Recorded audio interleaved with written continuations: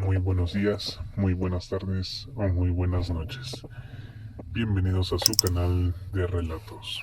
El día de hoy les traigo un relato donde hablaremos sobre un caso real que ya tiene bastante tiempo, pero no podría pasar desapercibido.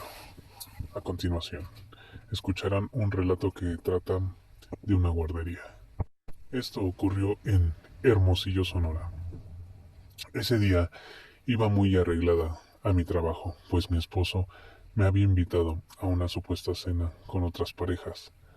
A mediodía escuché la noticia: se incendia una guardería. Pero no sé por qué no escuché la noticia completa. Estaba apurada. En el fondo pensé que todos los niños saldrían.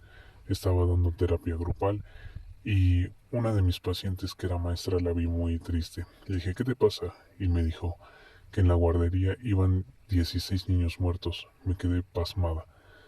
No me imaginé que eso pasaría. En eso llega corriendo mi secretaria. Me dijo: te llaman. El de Imparcial, donde yo colaboraba como consejera, y me dice la directora editorial con prisa que se autorizaba poner mi nombre entre los psicólogos que estaban preparados para intervención en crisis. Le dije que sí. No pude pensar de lo rápido que pasó todo. Pronto empezó a sonar mi celular, que llamaban que me fuera al hospital general. Eran como las 5 de la tarde. Dejé todo encargado en el trabajo y me lanzo. Mi familia me dice que me tenía preparado una fiesta sorpresa por mi cumpleaños y que esto estaba todo listo: globos, flores, invitados y mucho más cosas. Agradecí, pero también que ir al hospital. Sin embargo, no tenía la menor idea de lo que me esperaba. Llego al hospital general. Mucha gente me dejaba entrar, pues mi nombre estaba en la lista de los accesos. Veo todo muy tranquilo. Se me acerca un residente de la psiquiatría y me dice: esto está horrible. Me tuve que tomar un calmante. Nunca nos entrenaron para esto. ¿Ves allá? En aquel cuarto, uno de los niños, su familia acaba de entrar a despedirse, y allá, en aquel otro, están atendiendo algunas urgencias. En eso me llaman nuevamente y me dicen: vente al C4. Aquí va a empezar lo pesado. Necesitamos ayuda. Me traslado y llego. Sí, el infierno existe. Ahí estaba. Era horrible, y conforme iban pasando las horas se iba poniendo peor. No me he atrevido a hablar con esto a nadie, que no le tenga confianza, porque no es tan complicado, que no había cómo elaborarlo porque era demasiado fuerte. Pero hoy, 5 años después, tengo que hablarlo, por honrar a estos niños, por honrar a mi hijo y su futuro. Pues el C4 es la morgue, un lugar chico. Ahí nos juntaron algunos psicólogos, nos explicaron la situación. Los padres y familiares de los niños empezaron a llegar. Después de buscar en todos los hospitales y no encontrar a sus familiares, ahí fue el último lugar del planeta Tierra donde querían llegar los papás. Pero fueron llegando. Al no encontrar a sus hijos en ninguna parte, había tanta gente que tuvieron que poner unas vallas de acero afuera de seguridad para que la gente no brincara. Conforme iba pasando la noche, iba llegando más gente: vecinos, familiares, conocidos, toda la gente de los niños, que se dividieron para localizar a sus criaturas. La médico legista identificaba a un niño y le tomaban una foto y la ponían en una computadora y me daban el nombre para que fuera atrás de la valla a hablarle a sus papás para que pudieran identificarlo. Estaba lejos, era un camino de varios metros. Había gente orando, rezando, pidiendo por los niños. Me dijeron un altavoz para que se escuchara el nombre, porque era demasiada gente cuando yo caminaba por ese pasillo. No podía creer que en mi práctica clínica algún día iba a atravesar por algo así. Dar ese mensaje. Había mucho bullicio, pero cuando yo llegaba al límite de la calle, la gente se callaba. Había un silencio absoluto. Y entonces ahí era el momento más horrible que jamás he vivido. Tenía que anunciar en voz alta el nombre de la niña o niño identificado. Nadie quería escuchar el nombre de su hijo, nadie quería que mi boca pronunciara ese nombre, ni siquiera yo quería hacerlo. Al decir el nombre, se escuchaban gritos, la gente se abría en una valla para dar paso a los papás del bebé que se había nombrado. Los familiares no podían ni avanzar, no podían ni caminar,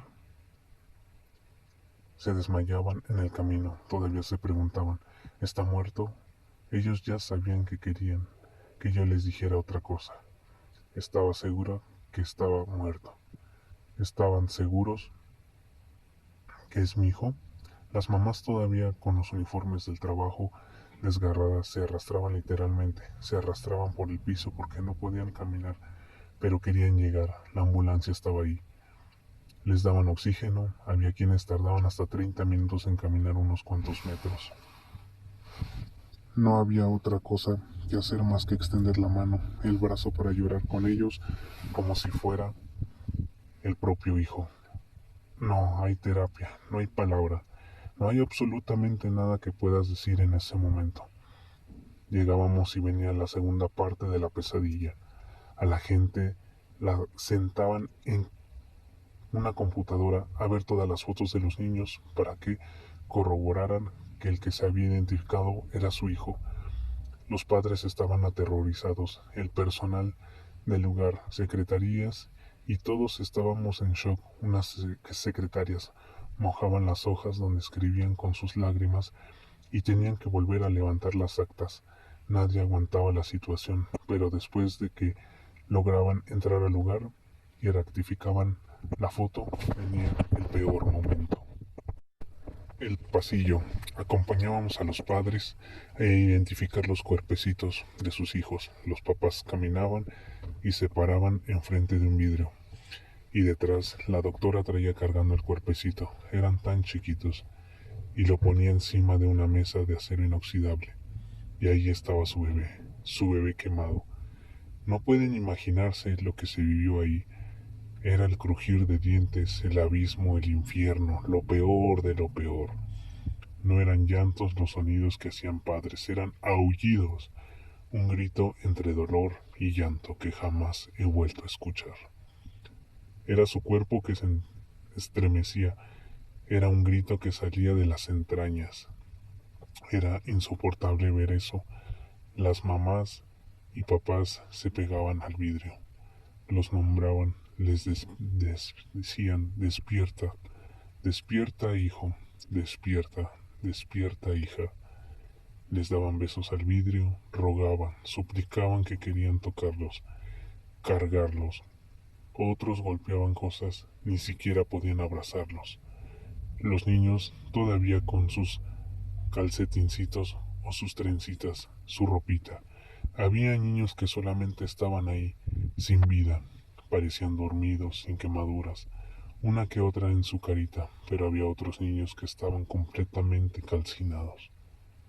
Pero se les veía su naricita, sus manitas, se veía que eran ellos, los papás, se abrazaban entre ellos, querían abrazar a su hijo, no se les permitía. Los padres que estaban en la sala de espera oían los gritos, los llantos, la desesperación de la gente que entraba y se estremecían, no se imaginaban lo que pasaba ahí dentro.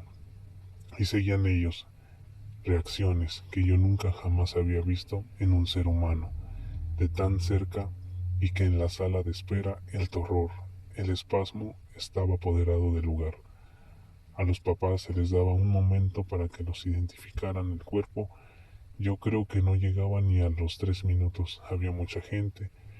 Todos los papás estaban desesperados por identificar los cuerpos.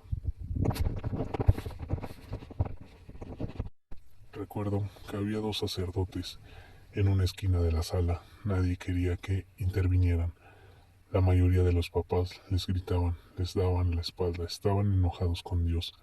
Los sacerdotes querían dar palabra de consuelo, algo así que Dios lo tiene en su santa gloria. Los papás, la mayoría, no querían ni que se les acercaran en ese momento. Era imposible pensar que Dios tenía ese plan preparado para los niños desde ese momento que nacieron.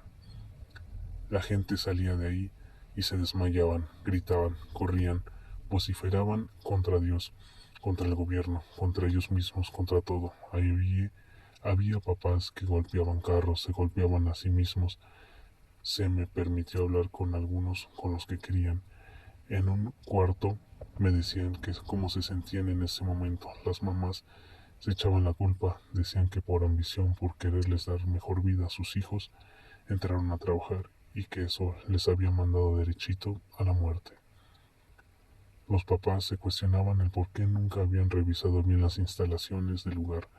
Había mucho dolor, culpa. Algunos me decían abiertamente sus deseos de quitarse la vida y yo trataba de recordarles el resto de los hijos que valía la pena vivir.